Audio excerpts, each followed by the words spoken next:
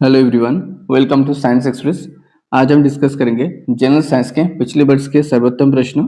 हमारा टारगेट है railway exam जैसे group D, LP, technician and JE. आज हमारा डे 17 लेक्चर है। Now let's start the lecture. Nuclides which have same mass number are called. अगर nuclide में same mass number है तो उसको हम किस नाम से जानते हैं? So it is called isobar. Okay, it is called isobar. जैसे कैल्शियम एंड आर्गन, इन दोनों का जो मास नंबर है वो है 40। ओके, कैल्शियम में एटॉमिक नंबर यानी प्रोटॉन नंबर होता है 20 और आर्गन में होता है 18। मास नंबर कैसे बनता है? Total number of proton plus total number of neutron, ये दोनों मिला के बनता है मास नंबर। ओके, अगर एटॉमिक नंबर सेम होता है तो उसको हम आइसोटोप के नाम से जानते हैं। सो यहाँ पर करेक्ट आंसर हो जाएगा आइसोबार, जहां पर सेम मास नंबर होता है। Which of the following is not a mixture? निम्नलिखित में से कौन सा एक मिक्सचर का एग्जांपल नहीं है? सो करेक्ट आंसर हो जाएगा distilled water. Distilled water is not a mixture. Which of the following is a physical change? निम्नलिखित में से कौन सा एक फिजिकल चेंज का एग्जांपल है? Physical change it is A reversible change. Okay, इस फिजिकल चेंज में किसी भी मैटर का स्टेट का चेंज होता है, जैसे गैस बन जाता है लिक्विड और liquid solid, solid liquid, liquid फिर गैस, इस फॉर्म में ट्रांसफॉर्म होता रहता है। So which of the following is a physical change? So यहाँ पर करेक्ट आंसर हो जाएगा melting of ice, it is a physical change. और केमिकल चेंज में क्या होता है? It is a irreversible change. Okay, so correct answer is melting of ice. Ice जो सॉलिड फॉर्म में रहता है, आफ्टर मेल्टिंग ये कन्वर्ट हो जाता है लिक्विड यानी वाटर फॉर्म में। वाटर को हम दोबारा सॉलिड फॉर्म में ला सकते हैं। सो यहाँ पर correct answer is the melting of ice is a physical change. Which one of the following method is used to separate salt from the sea water? So ऐसा कौन सा मेथड हम अप्लाई करते हैं सॉल्ट को सी वाटर से separate करने के लिए? सो करेक्ट आंसर हो जाएगा इवापोरेशन। ओके, करेक्ट आंसर हो जाएगा evaporation. Evaporation is a method to separate salt from the sea water. Which is not constituent of an atom? Atom में कौन सा चीज नहीं पाया जाता है? So which of the following is not a constituent of atom? Atom में proton पाया जाता है, एटम में इलेक्ट्रॉन भी पाया जाता है और एटम में न्यूट्रॉन भी पाया जाता है। एटम में फोटोन पार्टिकल नहीं पाया जाता है। सो यहाँ पर करेक्ट आंसर हो जाएगा फोटोन। ओके, सो प्रोटॉन, एटम में जो पॉजिटिव चार्ज होता है वो प्रोटॉन, जो नेगेटिव चार्ज होता है वो होता है इलेक्ट्रॉन, और न्यूट्रॉन में कोई भी चार्ज नहीं होता है। So correct answer is the photon. Who among the following discover proton?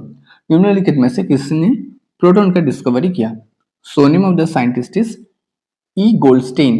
Okay, E Goldstein ने प्रोटॉन का डिस्कवरी किया। प्रोटॉन, एटम में जो पॉजिटिव चार्ज होता है उसको हम प्रोटॉन के नाम से जानते हैं।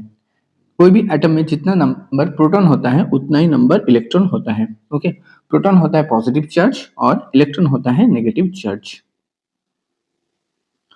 Who is known as the father of nuclear physics? Father of nuclear physics के नाम से किस साइंटिस्ट को हम जानते हैं? सो यहाँ पर करेक्ट आंसर हो जाएगा Ernest Rutherford. Okay, Ernest Rutherford को हम फादर ऑफ न्यूक्लियर फिजिक्स के नाम से जानते हैं। All atoms are ordinarily electrically, जितने सारे एटम्स हैं वो इलेक्ट्रिकली न्यूट्रल होता है।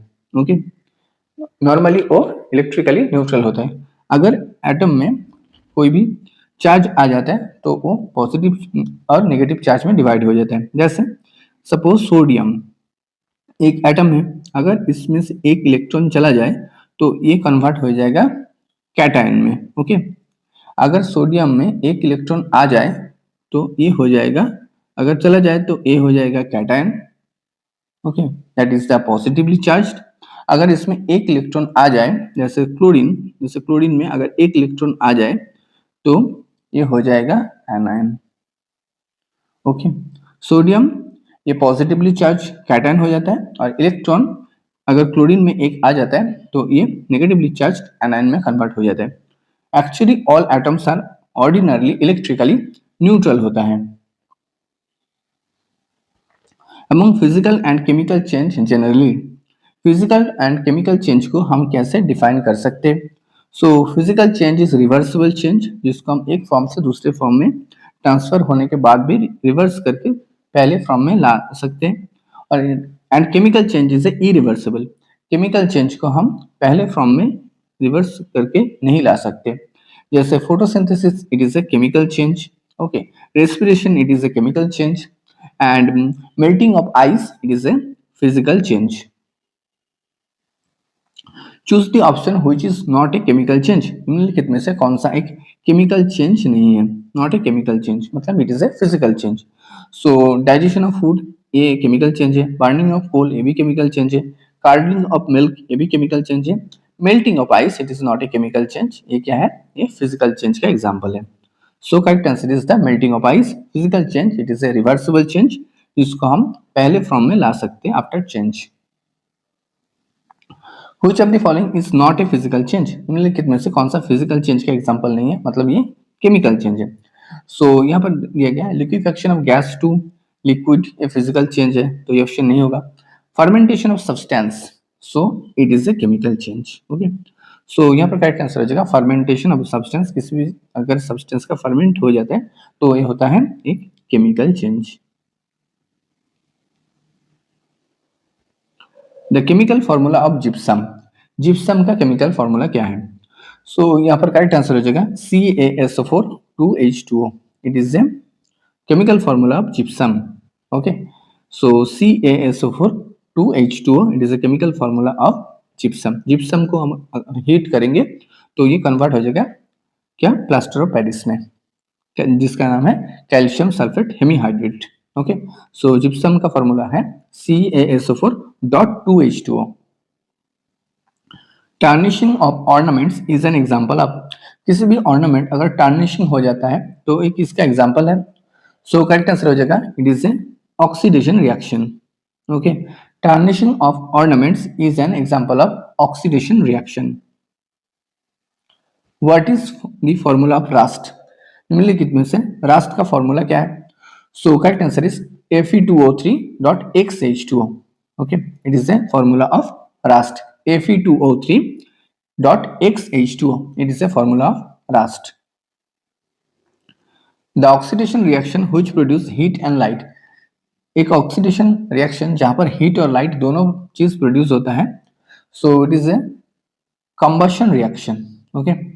ऑक्सीडेशन रिएक्शन जहां पर ऑक्सीजन यूटिलाइज होता है, किसी भी चीज को ऑक्सीडाइज करने में जहां पर ऑक्सीजन यूटिलाइज हो रहा है, oxidation reaction which produce heat and light, दोनों चीज प्रोड्यूस हो रहा है, so it is a combustion reaction. Solid carbon dioxide is known as, solid carbon dioxide को हम किस नाम से जानते हैं? So it is also known as a dry ice, solid carbon dioxide is known as a dry ice. Which of the following is the hardest substance available on earth? निम्नलिखित में से कौन सा एक हार्डेस्ट सब्सटेंस है जो अर्थ में available है? So correct answer is the diamond.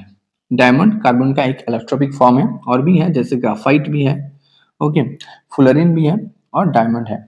Diamond सबसे hardest substance available on earth. Carbon एक क्या है, नॉन मेटल है, ओके, जिसका एटॉमिक नंबर है 6। सो diamond is the hardest substance available on earth. Which of the following is a set of substance that are basic in nature? निम्नलिखित में से कौन सा सेट ऑफ सब्सटेंस है जो बेसिक नेचर का है? So correct answer is calamine solution, shampoo, toothpaste and window cleaner. यहाँ पर ये जो सेट दिया गया ऑप्शन 3 में, calamine solution, shampoo, toothpaste and window cleaner, ये सारे बेसिक इन नेचर है। बेसिक नेचर हम कैसे टेस्ट कर सकते हैं? ये लिटमस पेपर को, रेड लिटमस पेपर को ब्लू कलर में कन्वर्ट कर देता है, ओके। एक पीएच स्केल होता है 0 to 14, 7 बीच का जो न्यूट्रल होता है, अगर 7 से पीएच कम हो तो एसिडिक नेचर होता है, और 7 से ज्यादा हो तो ये बेसिक नेचर का होता है। What is the colour of ash formed from burning of magnesium ribbon?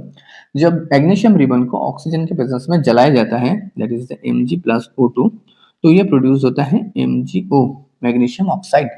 सो इसका कलर क्या होता है? सो इसका कलर होता है white, okay. So what is the colour of ash formed from burning of magnesium ribbon?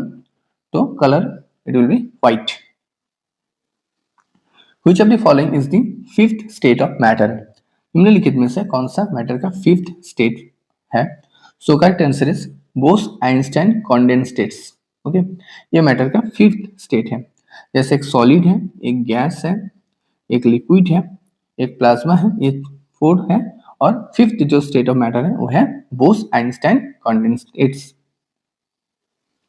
Which of the following non metal occurs as a solid? निम्नलिखित में से ऐसा कौन सा नॉन मेटल अधातु है जो सॉलिड के फॉर्म में पाया जाता है?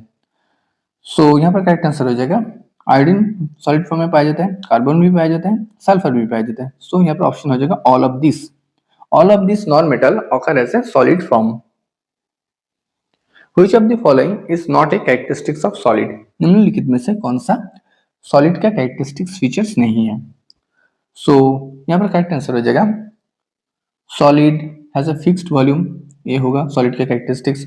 Solid can be compressed easily, नहीं, ये कैरेक्टरिस्टिक्स सॉलिड का नहीं है। सो यहाँ पर करेक्ट आंसर हो जाएगा solid can be compressed easily, solid को इजीली कंप्रेस्ड नहीं किया जा सकता।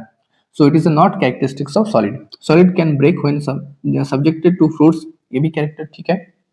It is difficult to change the shape of solid, so they are hard, ये भी ठीक है। परंतु it is not a characteristics of solid. Solid can be compressed easily. Solid को easily compress नहीं किया जा सकता। So option 2 here will be answer. At what temperature water can exist in both liquid and solid state? ऐसा कौन सा temperature है जहां पर वाटर सॉलिड और लिक्विड दोनों स्टेट में पाया जाता है? So correct answer is the 0 degree centigrade. Okay, 0 degree centigrade में वाटर लिक्विड और सॉलिड दोनों स्टेट में पाया जाता है। The name of unreactive gas, निम्नलिखित में से कौन सा एक अनरिएक्टिव गैस है? So correct answer is the nitrogen. Okay, nitrogen यहाँ पर ट्रिपल कोवैलेंट बॉन्ड प्रेजेंट होता है। The name of unreactive gas is a nitrogen. Nitrogen is a unreactive gas. इसीलिए नाइट्रोजन को बहुत जगह इस्तेमाल किया जाता है। Sodium react with water to release dash gas. Sodium जब वाटर के साथ रिएक्ट करता है तो कौन सा गैस निकलता है? सोडियम एक मेटल है, सो इसको वाटर के साथ अगर हम रिएक्ट कराएं तो हाइड्रोजन गैस निकलता है। ओके, सोडियम ये ग्रुप 1 मेटल है। ओके, ये एल्कली मेटल के कैटेगरी में आता है। Sodium is highly reactive. Okay, water के साथ ये बहुत ज्यादा हाईली रिएक्ट करता है और हाइड्रोजन गैस प्रोड्यूस करता है। Biogas is also known as, so जो बायोगैस होता है उसको हम किस नाम से जानते हैं? Another name of biogas is the गोबर गैस। ओके, एंड बायोगैस में जो मेन कंपोनेंट रहता है वो होता है मीथेन। ओके, बायोगैस में जो मेन कंपोनेंट रहता है वो होता है methane. Biogas is also known as a gobar gas. इसमें ज्यादातर जो कंपोनेंट प्रेजेंट होता है flammable component, that is the methane. What is laughing gas? So laughing gas को किस नाम से हम जानते हैं? So it is a nitrous oxide. Okay, so what is laughing gas? Laughing gas को हम नाइट्रस ऑक्साइड के नाम से जानते हैं। Thanks for watching, don't forget to subscribe science express. Thank you.